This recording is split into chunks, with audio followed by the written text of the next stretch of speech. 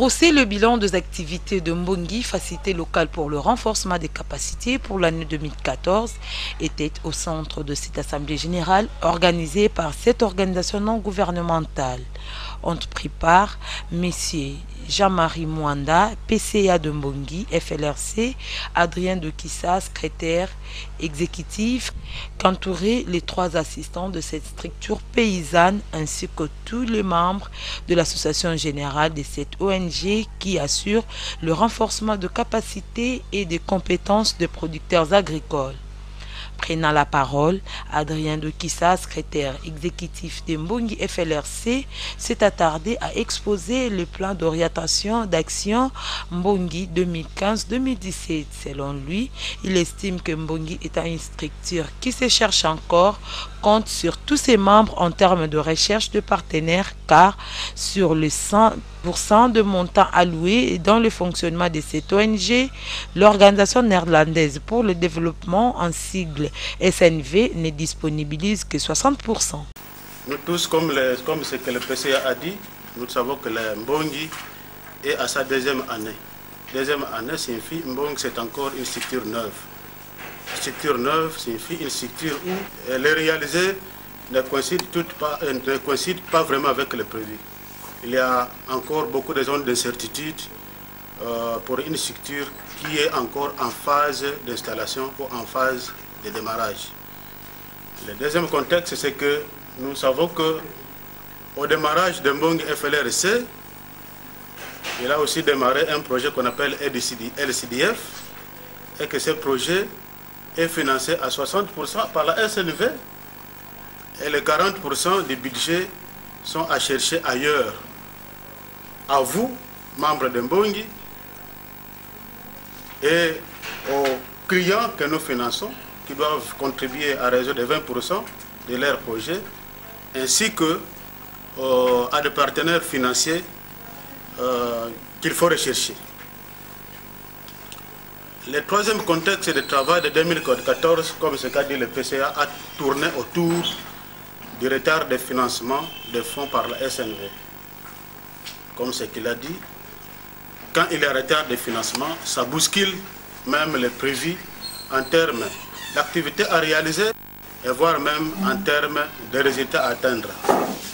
Donc ce sont les 3 points majeurs qui ont constitué les socles du travail que nous avons réalisé pendant toute l'année 2014.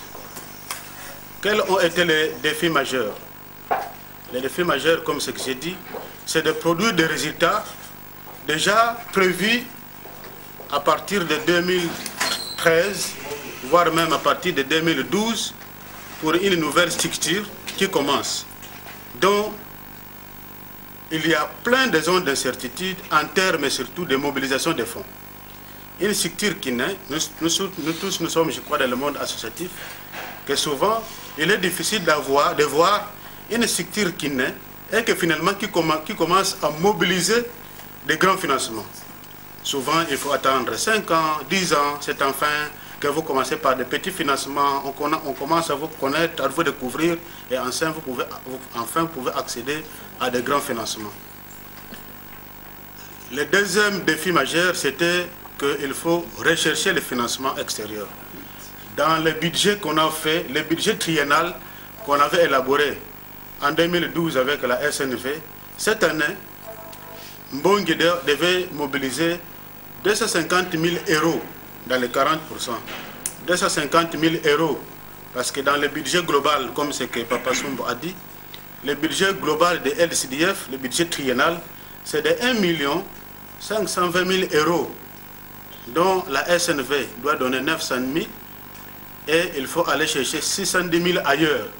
Et cet ailleurs, c'est vraiment une grande zone d'incertitude. Donc, ça a été un grand défi majeur. Où aller chercher l'argent pendant qu'on n'a pas encore connu? Le troisième défi majeur, c'est assurer la visibilité de Mbongi. Mbongi doit être connu localement, nationalement et mondialement.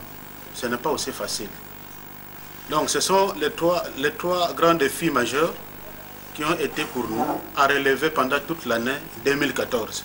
Les rapports de contrôle interne réalisés par les collèges de commissaires aux comptes étaient également rendus publics. À l'assistance Loretien qu'il n'y avait pas d'écart dans l'exécution de fonds mis à la disposition de Mbongi. Le collège des commissaires aux comptes a effectué la mission de contrôle conformément à l'article 15 des statuts de Mbongi Asbel. Cette mission a consisté à contrôler la gestion administrative, technique et financière du secrétariat exécutif. Les outils de gestion mis à la disposition du secrétariat exécutif, statuts, règlements intérieurs, manuels de procédure administrative, comptables, financières et opérationnelles, ainsi que les documents spécifiques des services ont servi de base à la réalisation de nos travaux. Nous avons recouru aux principes généralement reconnus pour dégager les faiblesses que nous avons repris dans notre rapport. Organisation de la mission. 1 mois et demi après la tenue tardive de la première Assemblée générale de Mbongi, le 20 décembre 2013, le collège des commissaires aux comptes avait saisi le PCA pour obtenir la réalisation du contrôle interne de Mbongi. Compte tenu des difficultés financières à la disponibilité du personnel, les travaux n'avaient démarré que le 17 avril 2014, perturbant ainsi toute la planification des missions de contrôle telles que prévues dans le manuel de procédure.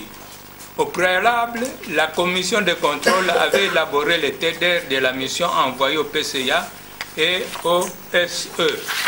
Réalisation de la mission. Pour réaliser la mission, 4 étapes ont été suivies, à savoir l'entretien avec le secrétaire exécutif, la réunion ouverte, le programme de contrôle, le travail sur terrain. Les tâches de contrôleur étaient réparties comme suit. Contrôle de direction par Adolphe Mfouemono, président de la commission. Contrôle technique par Kiatoko Soli, rapporteur.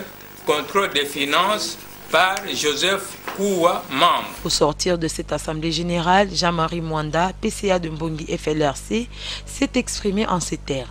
C'est une association. Et dans la vie d'une association, il y a toujours un moment où il est prévu qu'on s'arrête, qu'on regarde un peu comme dans un rétroviseur pour voir là d'où l'on vient et là où on est en train d'aller. Donc la réunion d'aujourd'hui, et je vais dire cette assemblée générale, était une occasion pour faire le bilan des activités que Mbongi a réalisées au cours de l'exercice 2014.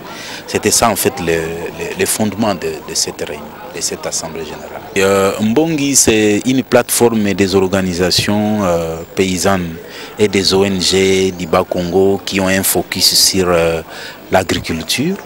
Et Mbongi a apporté une innovation parce que la manière dont nous travaillons ici est quelque peu différente de celle qui d'habitude existe. C'est quoi en fait?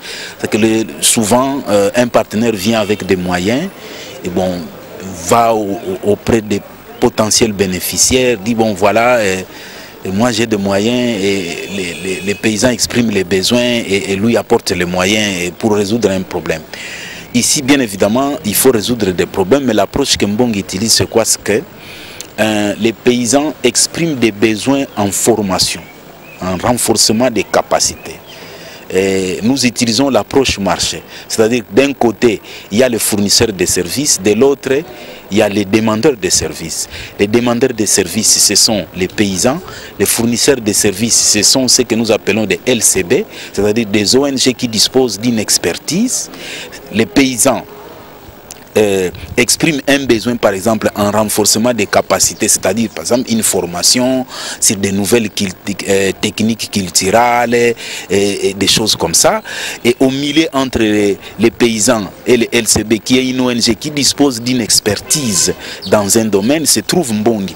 Mbongi qui fait l'intermédiaire, c'est-à-dire disponibilise des moyens pour permettre au LCB qui a des moyens, qui a l'expertise de venir résoudre les problèmes du paysan qui a besoin de connaissances pratiques pour améliorer ses compétences de travail. Voilà un peu l'approche que nous utilisons. Pour Madame Micheline Manouzei, présidente de l'Assemblée générale, a saisi cette opportunité pour faire appel aux ONG d'adhérer à Mbongi FLRC. L'Assemblée générale, vous savez que c'est l'organe suprême des organisations Donc les structures, parce que Mbongi, c'est l'ensemble, c'est un réseau des associations.